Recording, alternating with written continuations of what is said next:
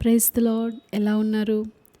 జీవితంలో ఉన్నటువంటి ప్రతికూల పరిస్థితుల వైపు చూస్తూ చింతపడుతున్నారా? అయితే ఈరోజు దేవుడు మనతోనే మాట్లాడుతున్నారు. ఫిలిప్పీలకు రాసిన పత్రిక 4వ అధ్యాయం 6వ వచనంలో ఈ రీతిగా ఉంటుంది. దేనిని గూర్చియు చింతపడకుడి. స్తోత్రం దేవ సర్వోన్నతుడా. నేటి ఈ వాక్య భాగం ద్వారా మీరేమందరితో మాట్లాడి బలపరచమని యేసు నామములో ప్రార్థించిన మీ అడిగి పొందుకొని ఉన్నమ్మ పరమ తండ్రి. ఆమేన్. నది వద్దకు వెళ్లకుండానే దానిని దాటాలనుకుంటున్నారా? ఇంకా మీ ముందుకు రాని కష్టాలను ఊహించుకొని భయంతో వణికిపోతున్నారా? ఒక ప్రశ్న ఒక్క మాటలో అడగాలి అంటే, అనవసరమైన చింతను నెత్తిన వేసుకొని కుప్పకూలిపోతున్నారా? విశ్వాసి జీవితంలో చింత కేవలం అనవసరమైనదే. ఎందుకంటే ప్రభు సెలవిస్తున్నాడు, దేనిని గూర్చి చింతపడకుడి అని. ఈ చింతపడకుడి అనేది ఒక చిన్న ఆజ్ఞ కూడా, కానీ అనుసరించేందుకు అది అత్యంత కష్టమైన ఆజ్ఞ కూడా. ఈ చింత అనే జబ్బుకి బాబ్కాక్ అనే ఒక వ్యక్తి కొన్ని ఉపయోగకరమైన సలహాలను ఇచ్చాడు. ఏమనంటే, చింతించే క్రైస్తవుడు తనకు తాను హాని చేసుకోవడం మాత్రమే కాదు, తన చుట్టూ ఉన్న వారి విశ్వాసాన్ని బలహీనపరుస్తున్నాడు. ప్రతి విధమైన అవసరతలను తీర్చే ప్రభు నామానికి చెడ్డ పేరు తెస్తున్నాడు. ప్రభుకు మనం ప్రార్థించలేని అంశం అంటూ ఏదీ లేదు. హల్లెలూయా. అవును కదా.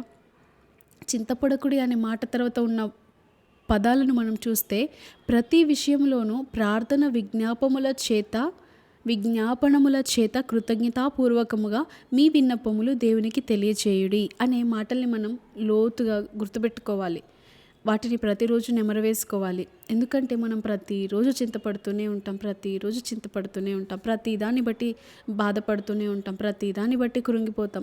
చిన్న ప్రతికూల పరిస్థితి ఎదురవగానే కృంగిపోతూ ఉంటాం. అయితే ప్రభు చెప్తున్నాడు మనందరితో ఈరోజు, మనం దేవుని యొద్దకు తీసుకెళ్లే అంశాలన్నింటి విషయం ఆయన యందు మనం పూర్తిగా విశ్వాసం ఉంచవచ్చు. ఆయన యొద్దకు తీసుకెళ్ళలేని, ప్రార్థించలేని అంశం అంటూ ఏదీ లేదు. ఆయన తీర్చలేని సమస్య అంటూ ఏదీ లేదు. మనం ఏ విషయంలో దేవుని విశ్వసిస్తామో ఆ విషయంలో ఆయన తప్పకుండా తన కార్యాన్ని పరిపూర్ణంగా జరిగిస్తాడు. ఆయన తన స్వభావానికి విరుద్ధంగా ఏదీ చేయడంట. ఆయన అద్భుతాలు చేయవాడని మనకు తెలుసు కదా. మరి అద్భుతం తప్పకుండా చేస్తాడు. ఆయన స్వభావంలో లేనిది ఆయన చేయడు. ఆయన స్వభావం ఏంటి? ఆయన మంచి చేయువాడు, ఆయన అద్భుతములు చేయువాడు, ఆయన స్థితిగతులను మార్చువాడు కదా. మరెందుకు ఇంకా చింత? మనం అన్ని శ్రేష్టమైనవి కావాలని ఆలోచిస్తూ ఉంటాం. ఆయన కూడా మనకు శ్రేష్టమైన విధానంలో ఇవ్వాలని ఆలోచిస్తూ ఉంటాడు. ఆ ఇచ్చే క్రమంలో కొన్నిసార్లు ఆలస్యం అవుతుంది. ఎందుకంటే దేవుడిచ్చే ప్రతిదీ కూడా కొన్నిసార్లు మనుషుల ద్వారానే ఇవ్వవలసి వస్తుంది. అప్పుడు మనుషులు మనకు సహాయం చేయాలి అంటే, అమ్మో ఇంత ఇవ్వాలా, ఇంత సహాయం చేయాలా, వాళ్ళకు సహాయం చేయాలా అని ఇలాంటి మనసు వారిలో కూడా వస్తూ ఉంటుంది కదా. వారిని సరిచేసి ఆ సహాయాన్ని దేవునికి అందించడానికి కొన్నిసార్లు ఆలస్యం అవుతూ ఉంటుంది. కొన్నిసార్లు మనం చేసే పనుల్లో మనం అనుకున్నంతగా విజయం సాధించలేకపోతాం, మనం అనుకున్నట్టుగా జవాబు చూడలేకపోతాం, మనం అనుకున్న సమయానికి జవాబు చూడలేకపోతాం. కానీ ఎవరైతే ఆ పరిస్థితుల్లో కూడా ఆ పరిస్థితులన్నింటినీ ఆయన వైపు త్రిప్పి, ఆయనకు అప్పగించి ఆయన వైపు చూస్తారో తప్పకుండా వారు పరిపూర్ణమైన జయాన్ని చూడగలుగుతారు. ఈ లోకంలో బిడ్డలకి ఏం కావాలో పేరెంట్స్గా మనందరికీ బాగా తెలుసు. మనకే అంతగా తెలిసినప్పుడు వారికి ఏ సమయానికి ఇవ్వాలో, ఎంత పెట్టాలో, ఎలా ఇవ్వాలో, ఏది ఇవ్వాలో, ఏది ఇవ్వకూడదో అంతగా మనకే తెలిసినప్పుడు దేవునికి తెలీదా? మనకి ఏది ఇవ్వాలో, ఎప్పుడు ఇవ్వాలో, ఎలా ఇవ్వాలో, ఎవరి ద్వారా ఇవ్వాలో, ఏ సమయానికి ఇవ్వాలో ఆయనకు తెలీదా? తల్లిదండ్రులుగా మనమే బిడ్డలను అంతగా ప్రేమిస్తూ ఉంటే, మనల్ని ప్రాణమిచ్చి రక్తమిచ్చి వెలపెట్టి కొన్న దేవుడు మనల్ని ప్రేమించటం మానేశాడు అనుకుంటున్నారా? ఇదే వచనంలో కృతజ్ఞతాపూర్వకముగానే ఒక అద్భుతమైన మాట దాగి ఉంది. నిజంగా మనం తల్లి గర్భంలో పిండముగా పడింది మొదలుకొని ఆయన ఇప్పటి వరకు, నేటి వరకు చేసిన కార్యాలు ఎన్నో. వాటన్నింటినీ మనం లెక్క పెట్టలేము కూడా. అయితే ఎవరైతే వాటన్నింటిని బట్టి ఆయనకు కృతజ్ఞతాస్తుతులు చెల్లిస్తారో వారి జీవితంలో ఆశీర్వాదాలు అధికమవుతూ ఉంటాయి.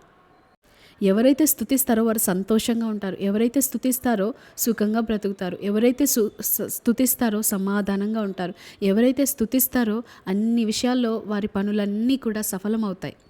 ఈరోజు మీ జీవితంలో నిరాశ ఎదురవుతుందా? మీ జీవితంలో కృంగుదల ఉందా? నిరాశ మన ముఖాల్ని చీకటిమయం చేస్తుంది, వికారంగా మార్చేస్తుంది. అందుకే చూడండి, బాధలో ఉన్నవాడు ఇంకా బాధలోనే ఉండిపోతాడు. అప్పుల్లో ఉన్నవాడు ఇంకా అప్పుల లోతుల్లోనికి కూరుకుపోతూ ఉంటాడు. మీరు నిరాశల్లోనే ఉండాలి అని అనుకుంటే ఆయనను స్తుతించకండి, చింతించండి. చింతిస్తే నిరాశ మీలోనికి ఆహ్వానించబడుతుంది. కానీ ఎవరైతే సంతోషంగా ఉండాలని అనుకుంటారో మీ అందరికీ ఒక మెడిసిన్ ఆయనను స్తుతించడమే. ఆయనను స్తుతిస్తే ప్రతి అనారోగ్యం పోతుంది. ఆయనను స్తుతిస్తే ప్రతి అప్పు తొలగిపోతుంది. ఆయనను స్తుతిస్తే ప్రతి ఓటమి పోతుంది. ఆయనను స్తుతిస్తే అన్ని విషయాల్లో మనం జయకరంగా జీవించగలుగుతాం. అన్నిటినీ సాధించగలుగుతాం. కోల్పోయిన సమస్తముని కూడా తిరిగి పొందుకోగలుగుతాం. స్తుతించువాడు సంతోషంగా ఉంటాడు. సంతోషంగా ఉండేవాడి ముఖము ఎప్పుడు కూడా ప్రకాశంగా ఉంటుంది. సంతోషించేవాడి దగ్గరికి అందరూ వస్తారే తప్ప నిరాశలో ఉన్నవాడి దగ్గరికి అసలు ఎవరూ రారు. సంతోషంగా ఉన్నవాడి దగ్గరికే ఆశీర్వాదాలు కూడా పరిగెత్తుకుంటూ వస్తాయి. ఎందుకంటే ప్రభువును బట్టి ఆనందించుట వలన మనం బలం పొందుకుంటామంట. యెహోవాను బట్టి ఆనందించుట వలన మన హృదయ వాంఛలు తీర్చబడతాయంట. పౌలు భక్తుడు అందుకే అంటాడు, రిజాయిస్ రిజాయిస్ రిజాయిస్. ఆనందించండి, మరలా చెబుతున్నాను, ప్రభువులో ఆనందించండి, ప్రభువును బట్టి ఆనందించండి అని చెబుతూ ఉంటాడు. ఎక్కడి నుండి చెప్పాడు? జైల్లో ఉండి చెప్పాడు, సమస్యల్లో ఉండి చెప్పాడు, నొప్పిలో ఉండి చెప్పాడు. కానీ ఆయన అక్కడ కూడా ఆనందిస్తున్నాడు కాబట్టి మనకు చెప్పగలుగుతున్నాడు.